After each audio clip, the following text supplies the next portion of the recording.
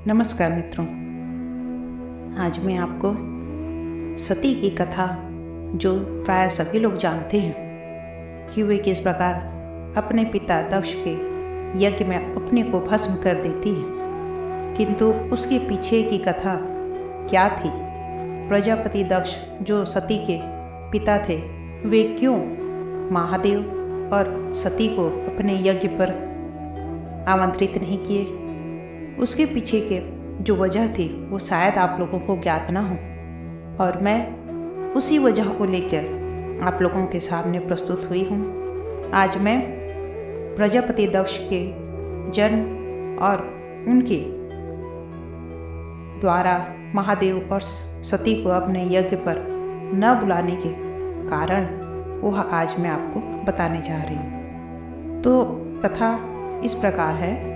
प्राचीन काल में वेन के पुत्र पृथु के पितामह नामक यज्ञ करते समय माया रूपधारी साक्षात विष्णु ही पौराणिक सुत के रूप में उत्पन्न हुए।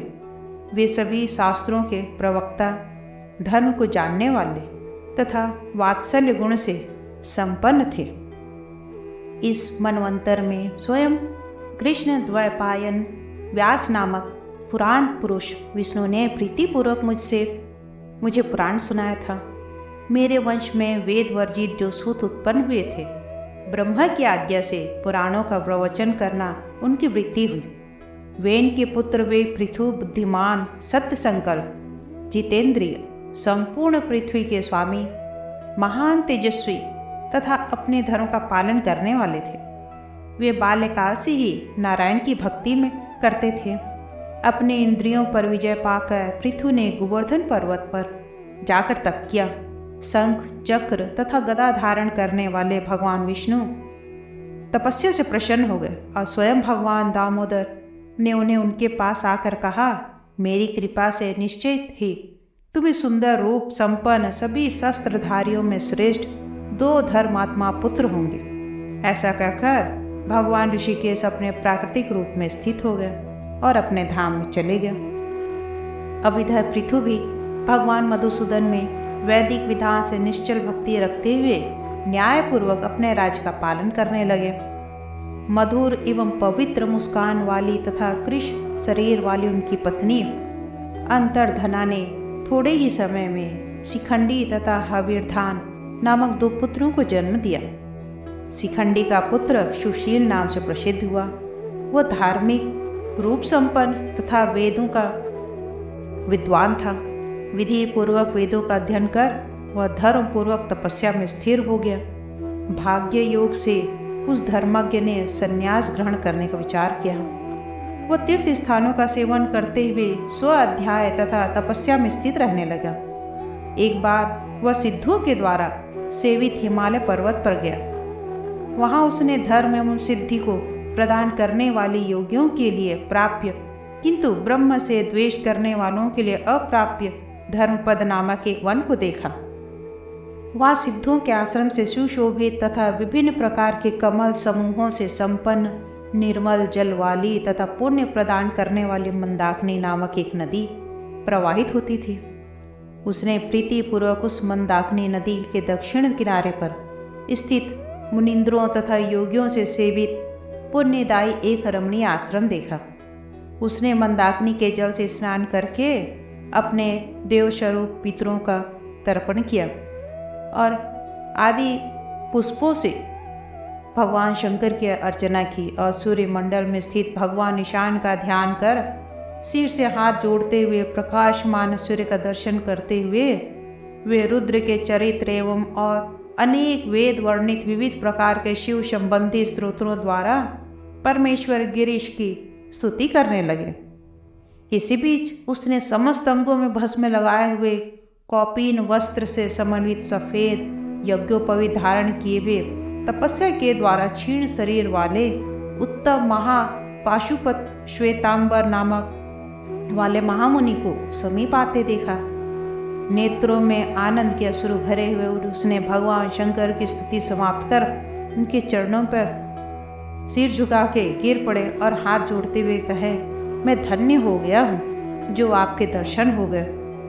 मेरे सभी तप सफल हो गए हैं। मैं आपका शिष्य हूँ, कृपया अपनी कृपा मुझ पर बनाए और तपस्या से जिसका संपूर्ण कलमश नष्ट हो गया है, ऐसे उस निष्पाप एवं शील संपन्न सुशील नाम वाले राजा के ऊपर अनुग्रह करके शिव शंकर भोले ने उन्हें शिष्य के रूप में ग्रहण कर लिया।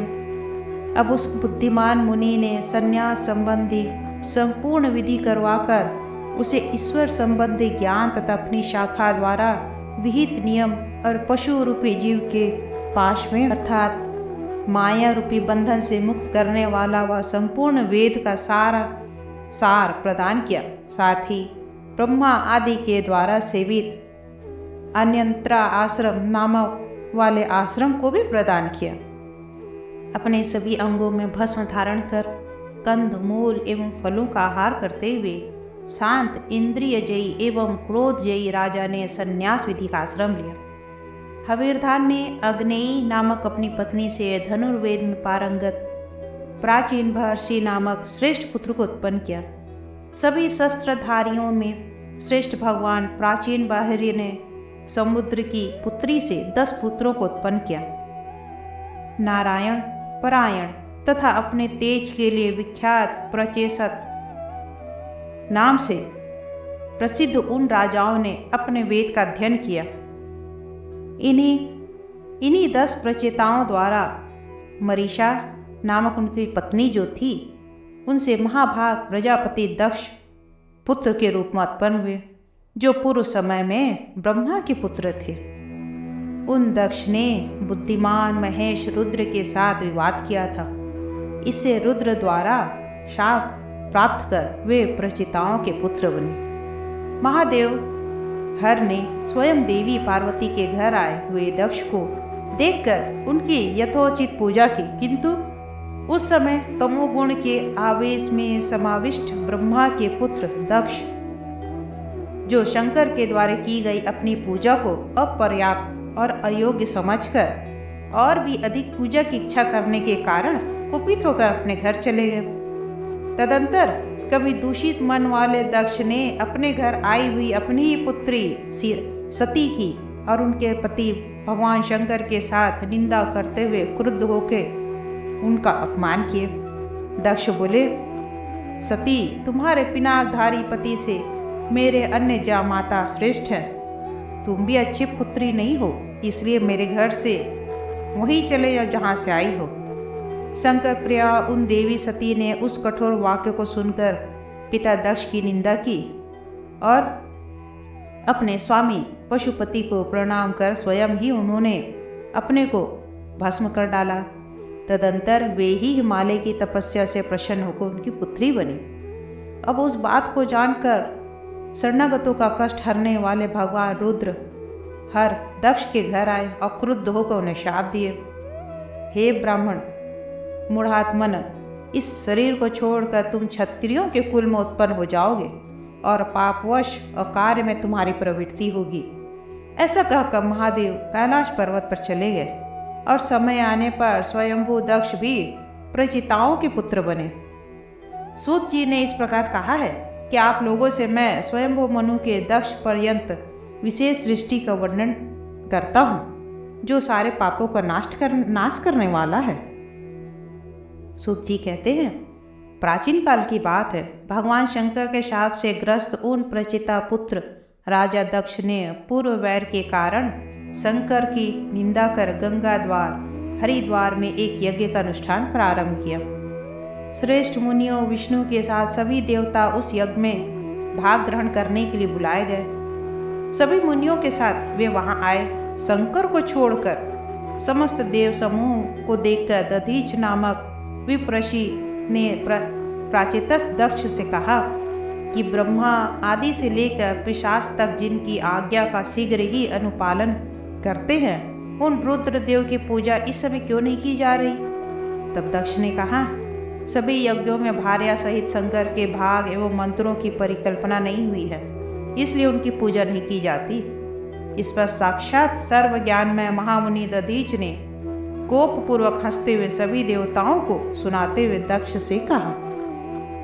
दधीच बोले, जिनसे सभी की प्रवृत्ति होती है और जो इस विश्व के परमेश्वर हैं, वे शिव शंकर भोलेनाथ निश्चय ही सभी यज्ञों द्वारा ज्ञान पूर्वक पूजित होते हैं। तब दक्ष कहते हैं, संहार करने वाला, तमोगुणी, नग्न, कपाल धारण करने वाला तथा विकृत वेश वाले रुद्र, हर, शंकर किसी भी प्रकार के विश्वात्मा नहीं हो सकते।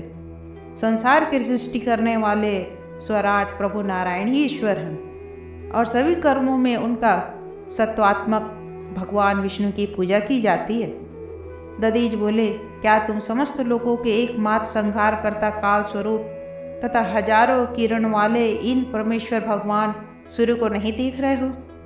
धर्मात्मा ब्रह्मवादी विद्वान जिनकी स्तुति करते हैं, वे ही सूर्य तीव्र तेज संपन्न कालात्मक साक्षी यहाँ शंकर के शरीर के रूप में ही स्थित है।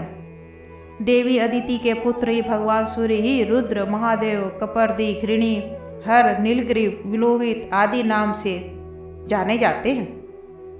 सामवेद का गान करने वाले तथा अर्धव्यू एवं होताओं के द्वारा हजारों किरणों वाले सूर्य की स्तुति की जाती है।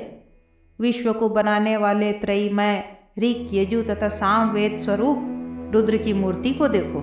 दक्ष ने कहा, यज्ञ में भाग ग्रहण करने वाले ये जो 12 आदित्य यहाँ आए हुए हैं, ये सभी सूर्य के नाम से ही जाने जाते हैं। इनके अतिरिक्त कोई अन्य सूर्य नहीं है। ऐसा करने पर यज्ञ देखने की इच्छा से आए हुए उनके सहयोगी मुनियों ने दक्ष से कहा, ठीक है, तमोगुणी से आविष्ट मन वाले सैकड़ों हजारों की संख्या में आए हुए उन लोगों ने भगवान वृषध्वज शंकर को न देखते हुए पुनः उनकी निंदा करने आरंभ कर दी। विष्णु की माया से मोहित होकर वे वैदिक मंत्रों की निंदा करते हुए सभी प्राणियों के एकमात्र स्वामी भगवान शिव शंकर भोलेनाथ की पूजा न करके दक्ष के वचन का अनुमोदन करने लगे। यज्ञ में भाग ग्रहण करने के लिए आए हुए इंद्र आदि सभी देवताओं ने भी नारायण हरि के अतिरिक्त देव ईशान शंकर को भी नहीं देखा, अर्थात शिव के महात्म्य को वे जान नहीं पाए। अब ब्रह्मज्ञानी ज्ञानियों ने श्रेष्ठ हिरण्यगर्भ भगवान ब्रह्मा सभी के देखते ही देखते क्षण भर में अंतर ध्यान हो गए। भगवान ब्रह्मा के अंतर ध्यान हो जाने पर स्वयं दक्ष संसार की रक्षा करने वाले देव नारायण हरि की शरण में गए। तदंतर भय से मुक्त होकर दक्ष ने वह यज्ञ प्रारंभ कर दिया। शरणागत की रक्षा करने वाले भगवान विष्णु उस यज्ञ की रक्षा करने लगे। भगवान दधीच ऋषियों, ब्रह्म शंकर से द्वेष मानने वाले उन सभी ऋषि गणों तथा देवताओं की ओर देखकर उन दक्ष से पुनः कहा, जो अपूज्य हैं उनका पूजन करने से, जो पूज्य है उनका पूजन न करने से मनुष्य निश्चित ही महान पाप को प्राप्त करता है। इसमें किंचित भी संदेह नहीं है। जहाँ दुर्जनों का आदर होता है और सत्पुरुषों का अनादर होता है, वहाँ अतिशीघ्र ही दारुण दैवी दंड उपस्थित हो जाता है। ऐसा कहकर विप्रषी दधीच ने दक्ष की सहायता करने के लिए आए हुए उन शंकर से विद्वेष रखने वाले ब्राह्मणों को शाप देते हुए कहे, क्योंकि तुम लोगों ने वेदों की अवमानना की है और समस्त संसार के द्वारा वंदित परमेश्वर महादेव शंकर की निंदा की है, अतः उस शिव शंकर से द्वेष रखने वाले तुम सभी वेद त्रयी से रहित हो जाओगे और असत शास्त्रों में मन लगाते हुए ईश्वर मार्ग अर्थात शिव मार्ग की निंदा करोगे तथा घोर कलयुग आने पर मिथ्या अध्ययन और मिथ्या आचार युक्त होकर मिथ्या ज्ञान का प्रलाप करने वाले हो जाओगे। साथ ही कली के द्वारा उत्पन्न कष्ट एवं दुखों से आदि से पीड़ित रहोगे। पुनः तुम सभी अपने संपूर्ण तपोबल का त्याग करके नरक प्राप्त करोगे। तुम लोगों के द्वारा ऋषिकेश विष्णु के भली भांति आश्रय ग्रहण करने पर भी वे तुम लोगों से विमुख ही रहेंगे। ऐसा कहकर तपस्या की निधि वे प्रसिद्ध दधीच चुप हो गए और मानसिक रूप से संपूर्ण पापों का विनाश करने वाले रुद्र की शरण में चले गए।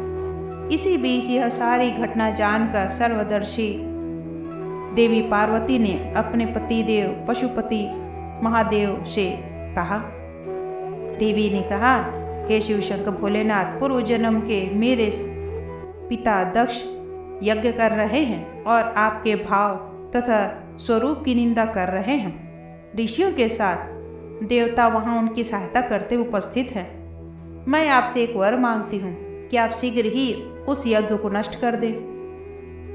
देवी के द्वारा ऐसे कहे जाने पर देवताओं में श्रेष्ठ प्रभु भगवान ने दक्ष के यज्ञ का विध्वंस करने के लिए शीघ्र ही हजारों सिर एवं पैर वाले, हजारों आंख वाले, विशाल भुजा युक्त, हजारों हाथ वाले दुर्जय प्रलय कालीन अग्नि के समान भयंकर दाढ़ युक्त, देखने में भयंकर शंख चक्र तथा गदा धारण किए हुए, हाथ में दंड धारण करने वाले, घोर नाद करने वाले, सिंह से बने हुए धनुष को धारण करने वाले, विभूति से सुशोभित तथा अनेक देवताओं से घिरे हुए वीरभद्र नाम वाले रुद्र को उत्पन्न किया। उत्पन्न होते ही वह हाथ जोड़कर देवताओं के स्वामी भगवान शंकर के सम्मुख उपस्थित हुए। शिव शंकर भोलेनाथ ने कहा, दक्ष के यज्ञ का विध्वंस करो। वह गंगा द्वार अर्थात हरिद्वार में मेरी निंदा करते हुए यज्ञ कर रहा है, तुम्हारा कल्याण हो।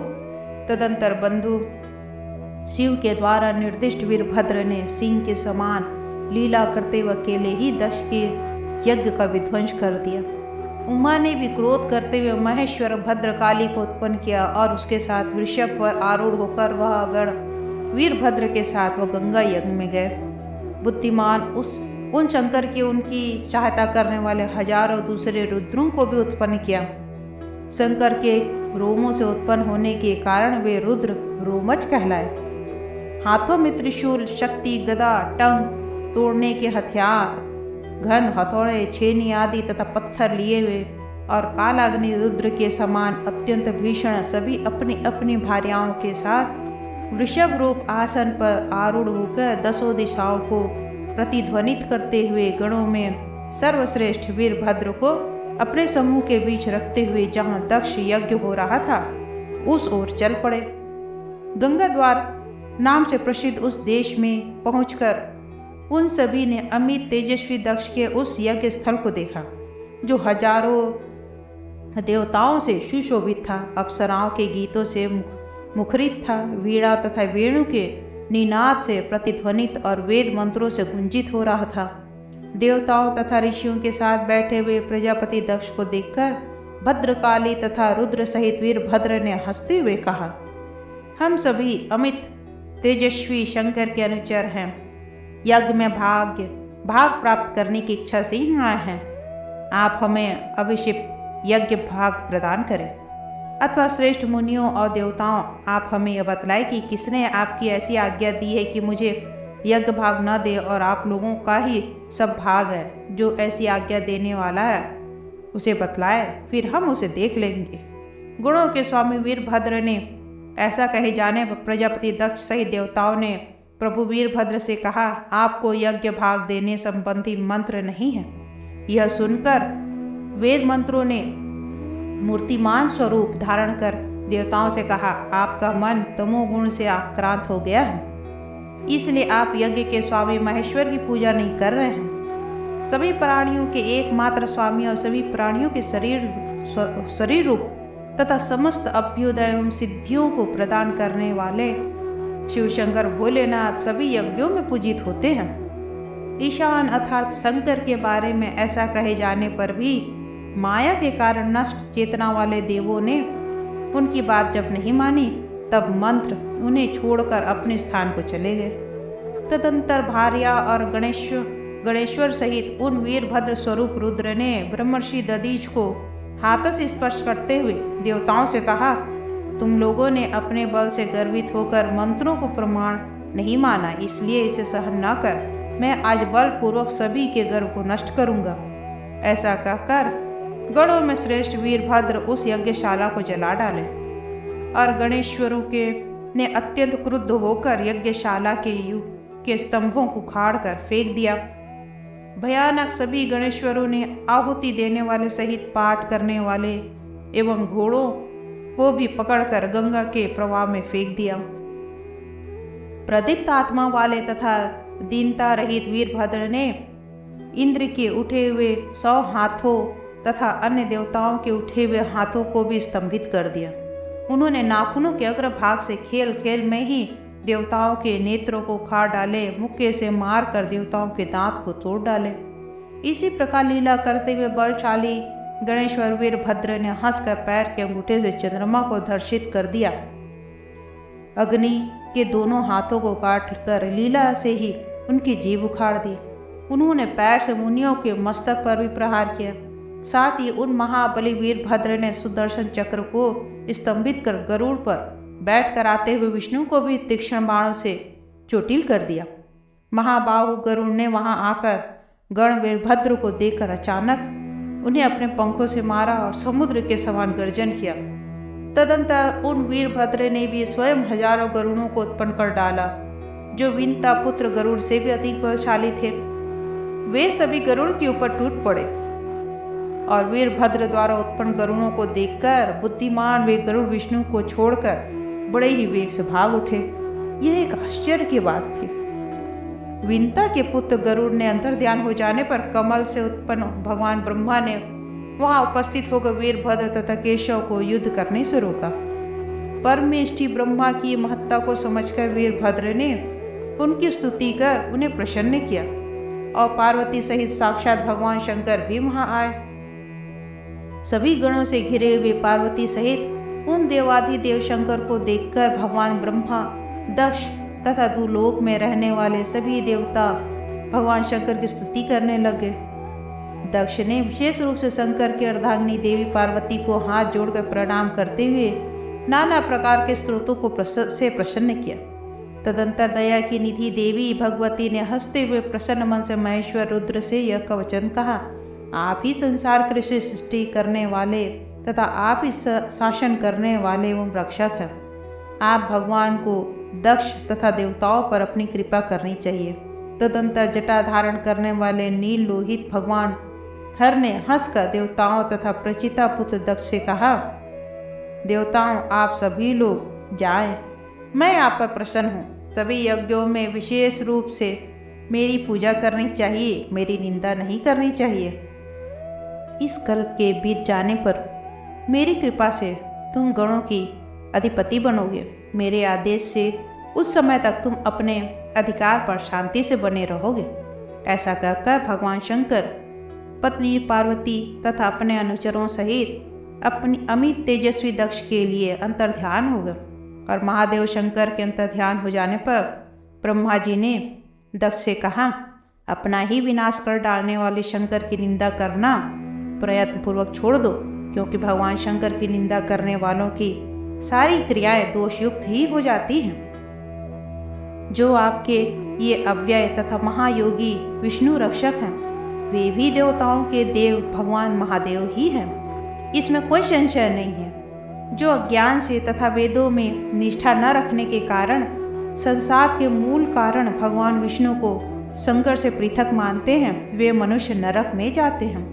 वेद मार्ग का अनुवर्तन करने वाले लोग रुद्रदेव तथा नारायण को एक ही भाव से देखते हैं, अतः वे मुक्ति पद के भागी होते हैं। जो विष्णु हैं वे ही साक्षात रुद्र हैं और जो रुद्र हैं वे ही जनार्दन विष्णु हैं। इस प्रकार समझकर जो देव का पूजन करता है वह परम गति को प्राप्त होता है। इस प्रकार विष्णु की इस संपूर्ण जगत की सृष्टि करते हैं और शंकर उनकी देखरेख करते हैं और इस प्रकार सारा संसार रुद्र और नारायण द्वारा ही उत्पन्न होता है। इसलिए भगवान शंकर की निंदा का परित्याग कर और विष्णु में ही ध्यान लगाकर ब्रह्मवादियों के एकमात्र शरण्य महादेव का आश्रय ग्रहण करना चाहिए। और यह सुनकर प्रजापति दक्ष महादेव के शरण में जाते हैं और दूसरे महर्षि दधीच के शाप रूपी अग्नि से दग्ध हो गए थे तथा मोहवश शंकर से द्वेष करने वाले थे। वे पूर्व जन्म के